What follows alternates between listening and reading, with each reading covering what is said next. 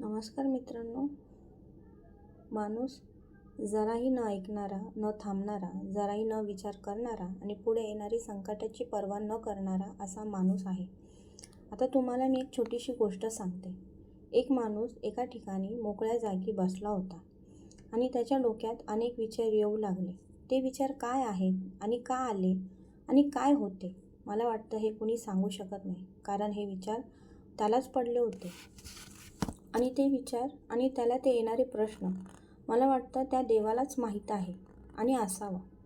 तो व्यक्ती असा विचार करतच होता, तर तो ज्या गोष्टीचा विचार करत होता आणि हे सगळं देव ऐकत होते आणि येणारे प्रश्न देवापर्यंत पोचत होते. तर देवालाही राहता आलं नाही आणि त्या माणसाजवळ प्रकट झाले आणि त्या देवाने माणसाला सांगितले, ही कुदळ घे आणि ही जमीन खोद. तेव्हा हा माणूस न काही बोलता देवाने जे सांगितले त्याप्रमाणे ती कुदळ घेऊन जमीन खोदायला सुरुवात केली. तर जमीन खोदत असताना त्याला सहज, जास्ती न खोदता अलगद वरच्यावर एक कंदमूळ सापडलं गेलं. आता देवाने त्याच्याकडे पाहत होते. हा काय करतो?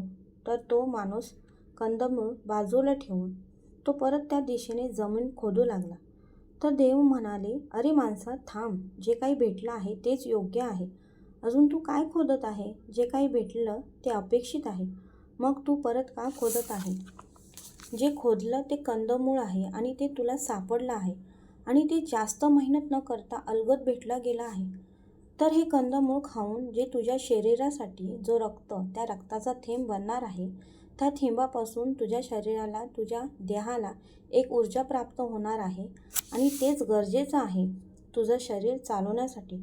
मग तू अजून परत का खोदत आहे?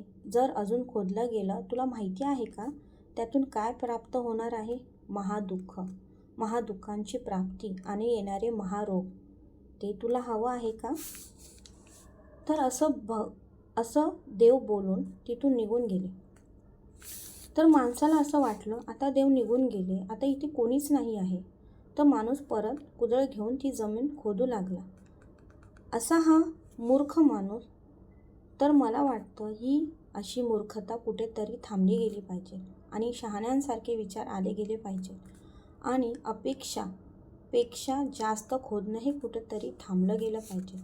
म्हणजे असे भगवंत म्हणाले, ही कुदळ घे आणि खोद. तसा खोदता खोदता अलगद भेटलेला कंदमूळ भेटल्यानंतर हे खोदणं थांबलं गेलं पाहिजे होतं.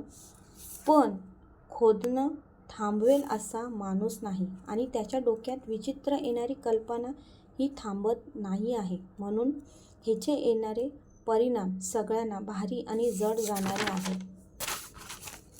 म्हणून माणसाच्या डोक्यात येणारे भयंकर विचित्र विचार हे कुठेतरी थांबले गेले पाहिजे आणि थांबवता आले पाहिजे.